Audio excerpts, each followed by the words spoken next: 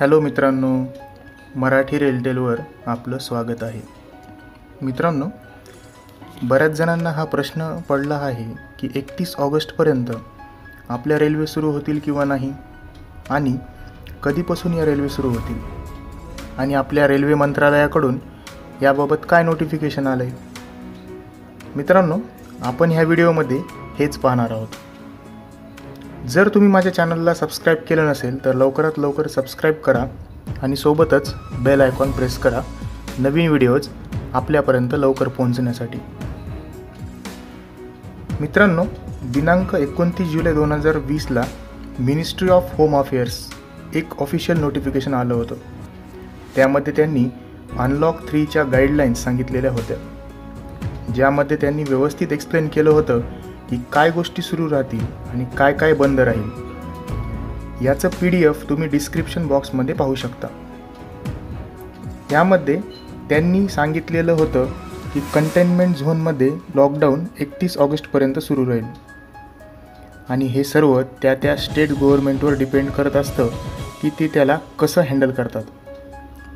आणि त्यांनी हे सांगितलं होतं की ह्या कंटेनमेंट झोन सोडून बाकी काही ठिकाणी मेट्रो ट्रेन्स चालवण्यासाठी परवानगी दिली गेलेली आहे. परंतु ज्या शहरात मेट्रो रेल्वे आहेत तिथे पहिलेच कंटेनमेंट झोन आहेत, त्यामुळे सध्या मेट्रो रेल तर काही सुरू होण्याची चिन्हे नाहीत. आणि दुसरी गोष्ट, ह्या प्रेस रिलीजमध्ये कुठेच भारतीय रेल्वे सुरू करण्यात येईल असं सांगितलेलंच नाही, कारण ट्रेन्स ह्या वेगवेगळ्या राज्यातून जातात. त्यामुळे काही राज्य त्याला परमिशन देत आहेत तर काही त्याला परमिशन देत नाहीत.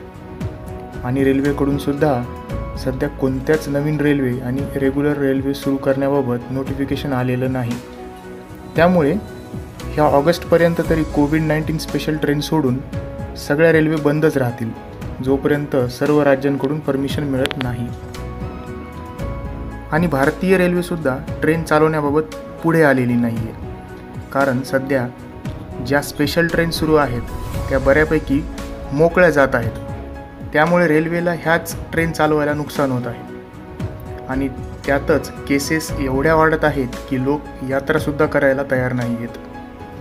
त्यामुळे जोपर्यंत मागणी येणार नाही तोपर्यंत ट्रेन नाही चालू होणार. त्यामुळे सध्या तरी स्टे होम, स्टे सेफ. जेव्हा भारतीय रेल्वेकडून काही सूचना येईल तेव्हा आपल्याला कळून जाईल की रेल्वे कधी सुरू होणार आहेत. धन्यवाद मित्रांनो. जय महाराष्ट्र.